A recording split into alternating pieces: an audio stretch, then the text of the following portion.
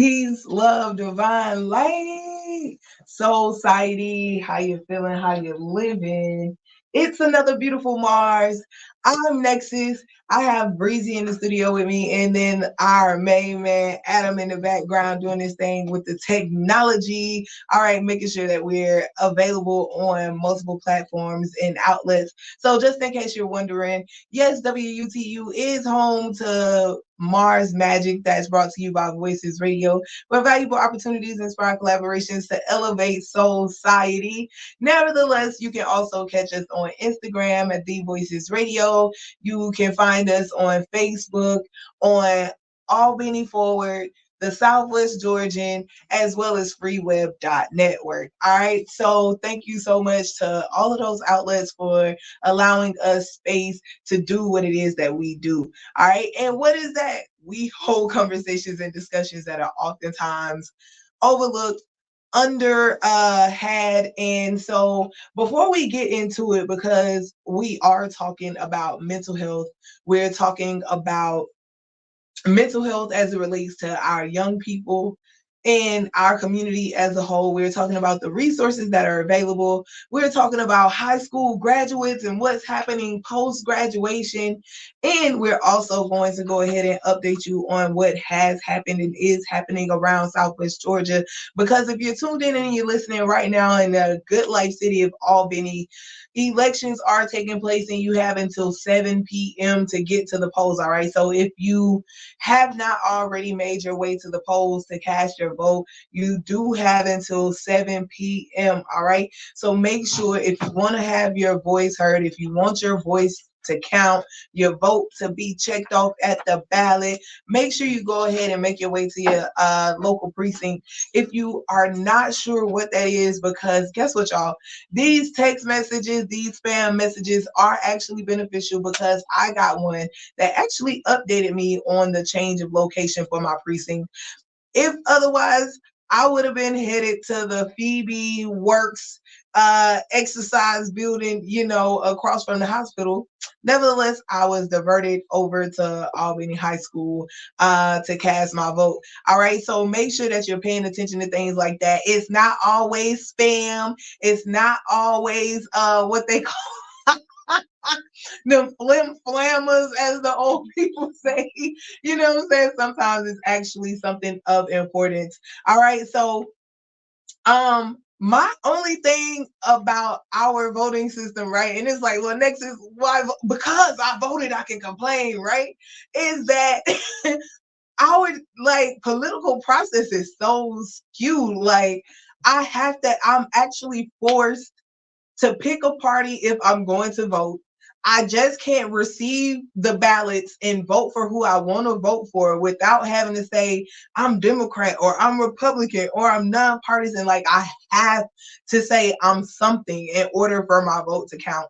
And that's one thing, like, I think we should most definitely voice and bring about change for, because we just want to vote for the best choice, you know what I'm saying? Regardless of the party, and I believe we should be able to vote cross party lines. Okay. Off of that, some things that have happened and we've not talked about. I've seen the brother Adam in, a couple of places like the Good Life City, all city alumni day, right? The tailgate, rain or shine. This is an event that is really geared toward bringing our community together. And I don't think we're embracing it in the way that we should. It's all about unity. Like, it doesn't matter what school you went to, what side of town you were raised on. Like, we are all Benny, like Dirty County. We can clean it up if we participate and engage in healthy community events as such. All right. I've also seen him at the Farm Field Day. Shout out to the Sherrod Institute in the annual Farm Field Day. It was an amazing event. It was a great time. people in the community that consider themselves community leaders, that say that they're active and involved and engaged. If you were not at this event, especially being that we had the actual state secretary of agriculture on the ground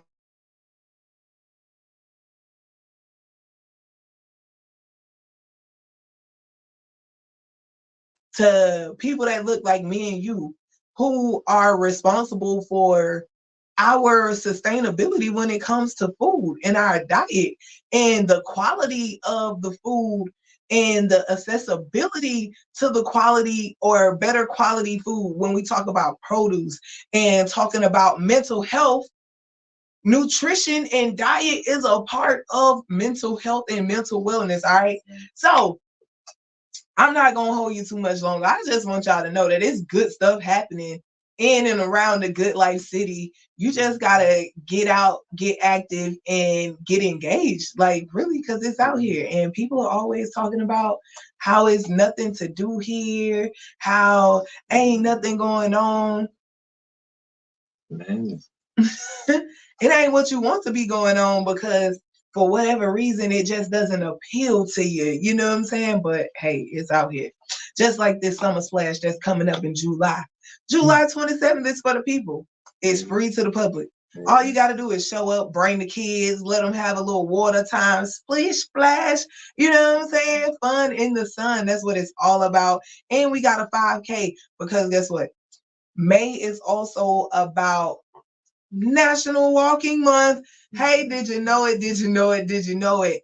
And I've told y'all before that they say the only difference between us and our brothers and sisters in other regions when it comes to our health is the fact that we don't walk enough. We lazy, we get in these automobiles, we Ubering and lifting, and we just out here with all these luxuries. Walk a little bit, give yourself a little cardio, straight like that. All right. Breezy, how you feeling? A little nervous? No. Don't be nervous. And this isn't your first time here though, right? Yeah, you're right. Yeah. That's weird. So what we're gonna do right now, Breezy is a member of the collective known as Lost Gen. Lost Gen is no stranger to Voices Radio. Much love and gratitude to them and all of the work that they're doing on their quest for utopia. All right. When we talk about bringing about change and being of empowerment through music. All right. And so Breezy is also a recent graduate. She is a graduate from Westover Comprehensive High School, class of 2024. Shout out to the university. I was like, oh, they really call Westover the university? But I get it though. You know what I'm saying? We up there, we real scholarly. Shout out to them Indians too though. You know what I'm saying? There you go. I would have been there. Yeah, exactly. Exactly. All right. So Breezy is going to bring us a selection. All right. This is an original piece. Y'all show her some love. Make sure you follow her on social media. Tina17, bruh. Mm-hmm. Let's go.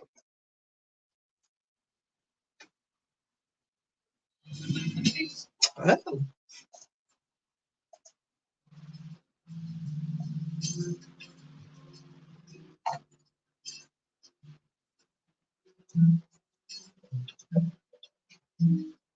I'm excited.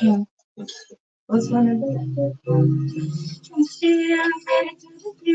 many tears, many tears. I was looking wrong, don't get upstairs. I'm switching gears, cause I feel my injustice. So what now? What do I do? Cause I leave you, like I got something to get from. But to tell the truth, I got nothing to lose. So give me what you reason why. That's the days will be on the side. Like up. Recently, I'm up to you. You have me enough. I can tell which one's up there cause they keep switching it up. But I know those are fine. But can I get a million? I got at least a couple notes.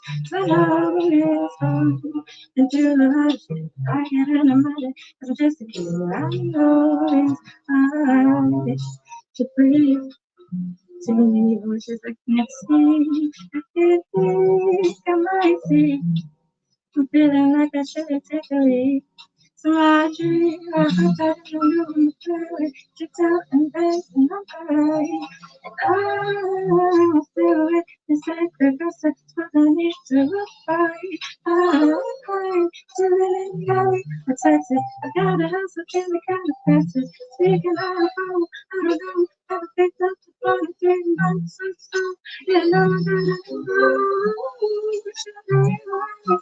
It was really nice forever. I should have realized I was gonna have to check up then. I was like, well, that's a fight. I lost my fight. But can I get a manual? Yes, I know it's right. Yeah, I know it's right to breathe. Feel like I just wanna scream. I know it may seem like I'm doing fine, but this is just so hard to do. I'm really pushing my doing my you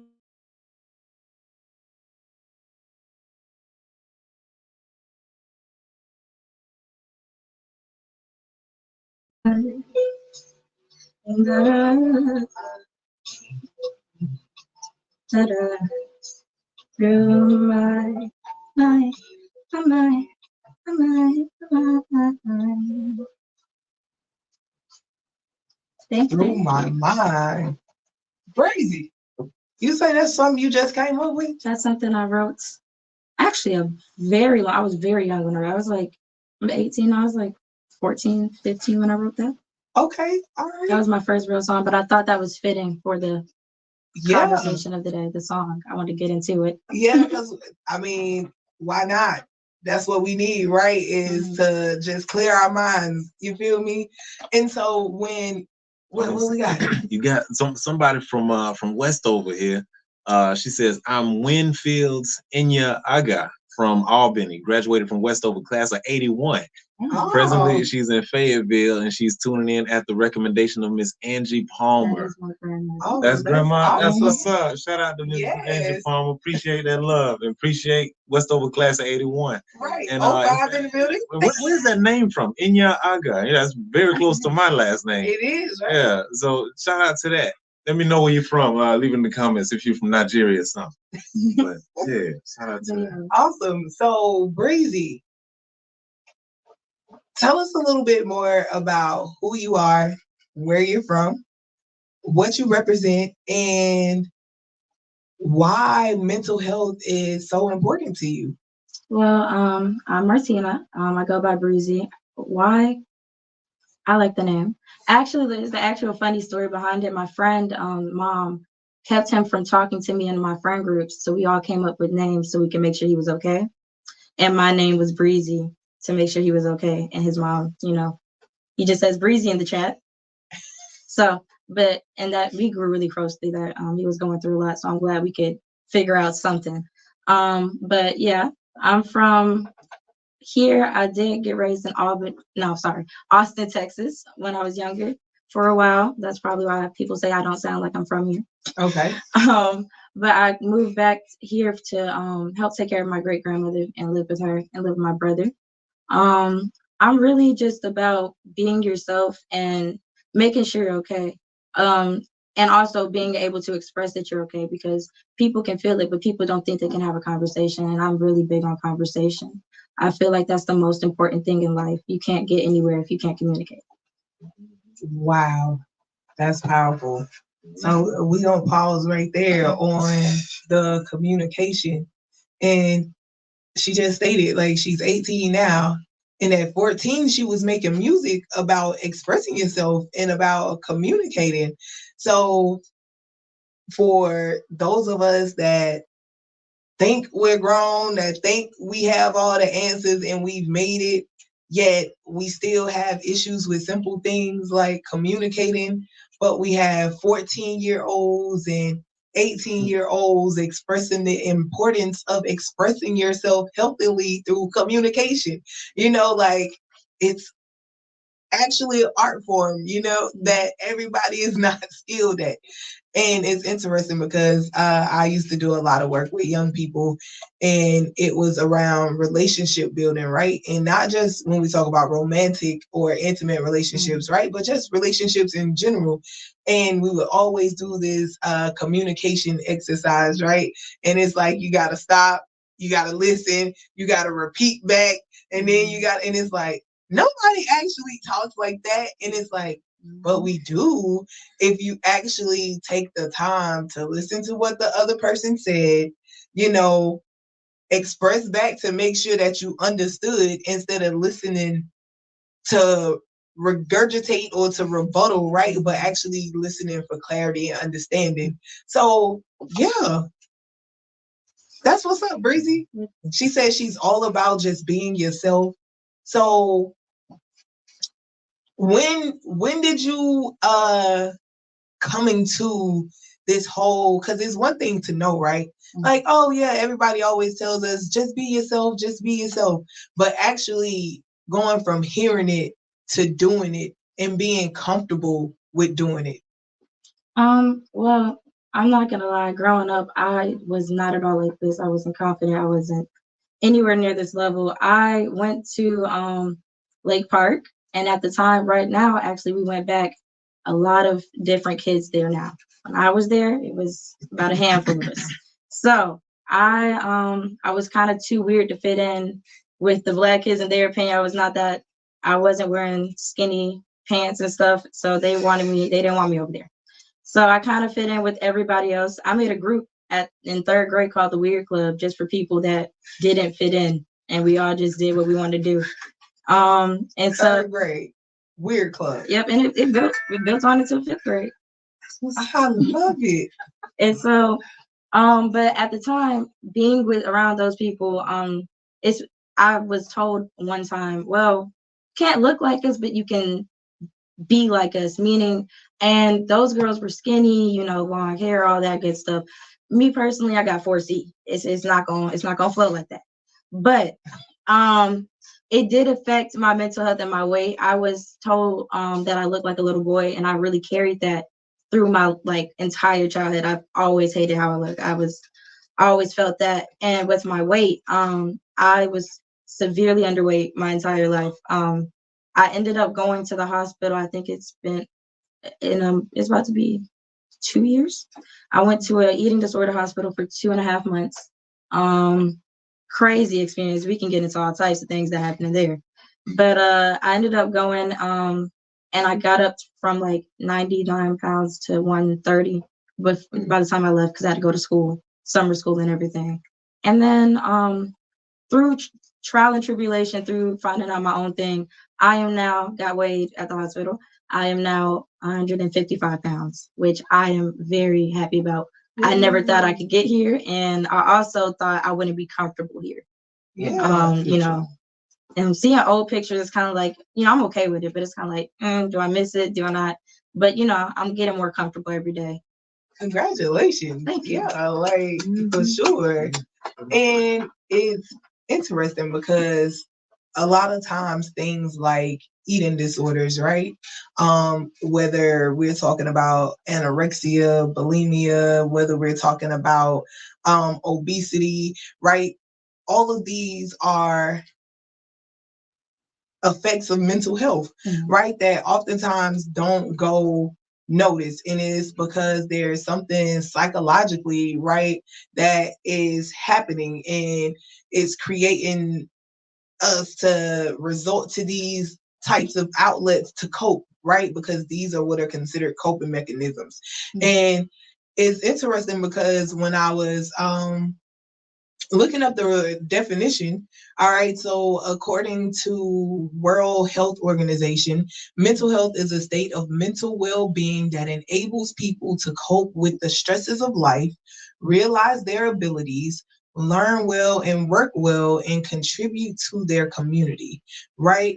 And so when I continued, it was like, oh, but when we look at like mental health for young people, it just strictly talked about emotions, right? And not being emotionally mature, not being able to deal with their emotions. And it's like, well, that's quite natural for a young person not to be able to deal with their emotions, right? Especially if you've worked in adolescent health, when you know that we as people aren't mentally, quote unquote, mature until our mid to late 20s. So that's 25, 26. So it's almost like, but then when we talk about mental health, what we're actually describing isn't mental health, because this says that you're in a state where your mental well-being enables you to be able to cope properly, right? So these are things that are unhealthy. These are the mental disorders and mental disabilities. Right. And so when we have, let's say, so what were some of the other mental health factors that you can think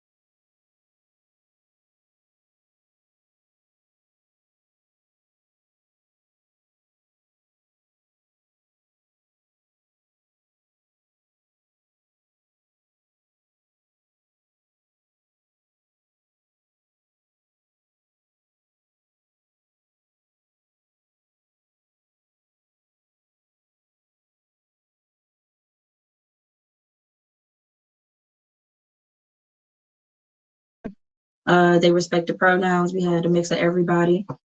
I was one of the only black girls there. But the thing about that, and I'll get into it real quick, a lot of us black people, we don't like to talk about it because that makes them look bad. If my child is like this, then that what am I doing wrong? And sometimes it's more it's not just mental, sometimes it's a health problem. Sometimes, it's something that's going on. So I was not surprised to see that it was only me and my best friend I made in there. We were the only two black girls. But being in there with all that, it was very sheltered. There was a lot of words you couldn't say, a lot of phrases you can say. You can talk about sports, can do certain things at the table because you don't want to hurt someone else's process. And then you come back into the real world and you get called slurs and all this and that. And it was just like, okay, we gotta get back into what's really going on. Which it was nice to have that, but at the same time, being in there was also a mental problem because as being one of the only black girls there and being the only dark skinned girl, and man, I've dealt with racism within the people that I had to live with. I dealt with racism with my staff, as in the doctors and psychiatrists. The actual TA staff were mostly black people. So they were, hey, I'm here for you. I was friends with one of the chefs. He would go in and sneak me and my friend Kyla strawberries. And so, yeah, I was friends with the chef and everything. And so it was things like that that kept me together in there. I almost lost it a couple times. I'm not going to lie. And even at the time, which looking at it now, I was not in a healthy relationship, but the relationship I was in helped me through that time period. I think that everything happens for a reason, and I feel like that's what I did need in that time period. The relationship itself was horrible, but yeah, I feel like that's a part of that. When it comes to actual emotional, mental health things, I have been in therapy since I was 7 years old, I believe. Um, it started off, I had very bad anxiety, as in I would go in my grandma and my sister's room, like do check-ins, like, hey, y'all okay? Y'all breathing? Y'all need anything? Y'all need water? And I do it like constantly. I was like always worried about what could happen. And so I ended up going to therapy, which it wasn't anything intense. It was just talking, really, which we don't do, as we just said. So we were just talking, play board games, and that was cool. But then we realized getting older that it was something deeper. And I'm just now getting intensive, like trying to see what's going on. I'll get results soon. But I had really bad anger issues at home. At home, I was like, I would say I was a demon at home, perfect person that in public, like straight A's, helping out the class, cleaning up, all types of stuff. But at home, it was more like, okay, I can take off this shield, this mask. And I was not a great person. And also I was very, very young and I didn't have anybody to talk to. I mentioned in the last interview I lived with my great grandmother, and that's born in the 30s. That's a big gap, and that's stuff they didn't talk about. So it was something she didn't understand. So I decided to put myself in therapy. Again. Okay, I decided to put myself in therapy again. And they almost kicked me out because they thought I had nothing wrong with me. They were just like, well, she's well mannered. She, you know, she talks nice. She helps people out. I was dang near a staff member at that point. So, yeah. And I ended up saying, no, there's something more. Through the years of therapists, because if you've ever been getting therapy, you know, they go out quick. They switch out, they go higher places, all types of things. So I've been through a lot, but there was 3 that wanted to test me or work with me through DBT. It's a type of therapy where it's basically conversation, breaking things down, looking at things in different perspectives. And they thought I've had now 3-4 therapists that think I have borderline personality disorder, BPD, which is basically, people hear BPD and it sounds scary. It's basically an emotional. I know, it's an emotional regulation thing. So you know, many people, let's say your boyfriend didn't answer the phone, and you're like thinking rationally, well, you know, he just got out of school, he might got something going on. A person with BPD doesn't, and it's different spectrums, but a person with BPD is more like either it's really good or it's really bad. There's no grayscale. And so because of that, growing up, I thought, you know, being called a boy, I took that to the extreme. I was just like, oh, I'm a boy. That's what they think I am. I don't deserve to be loved and stuff like that. I heard all types of things. And I really internalized that. Growing up now and doing research on my own, because sometimes that's what it takes. Don't self-diagnose. If you don't self-diagnose, but sometimes you got to see what's going on because you got to advocate for yourself. And that's how it got me here. But yeah. So real quick, I want to ask because I gotta wrap this. And so for everybody that's tuning in on the live, I'm so sorry. There's gonna be a 30-minute show. But if you want to continue, you also talk. If you want to continue listening, definitely tune in at the Voices Radio on Instagram. She's live there. She's also live at WUTUFM.com. And then WUTUFM 88.3 on the radio. So hear the rest of this. But I wanted to ask you, so with everything that you've dealt with, I want to my bad.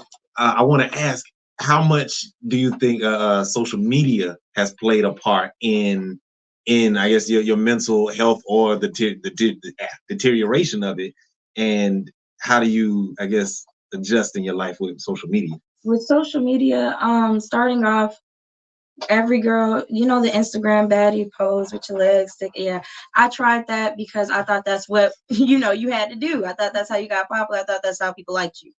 And then slowly I started. You see what I got on? Slowly I started wearing what I wanted to wear, and I remember I posted some Barbie outfit. I got clowned by a lot of people. I posted an outfit, I looked like a pirate. I loved it. People loved it, but I got clowned. And did I care now? No. But with social media growing up, yeah, definitely it was really, really bad because when you get pushed stuff, especially when you're younger, you get pushed really pretty teenage, low 20 age girls doing some random slime video. And so you're just like, And then growing up again, going from Lake Park and being completely whitewashed in my opinion, and Texas, from Texas to Lake Park, then going to Robert Cross, and it was just like, whoa. Hey, listen, now Robert Cross was well. It is not. Oh, when I was there, we can get okay. Just like with Lake Park when I was there, but it was there now. But then I went from Robert Cross because I was on the gifted hall to Westover, and it was just like, whoa. All right.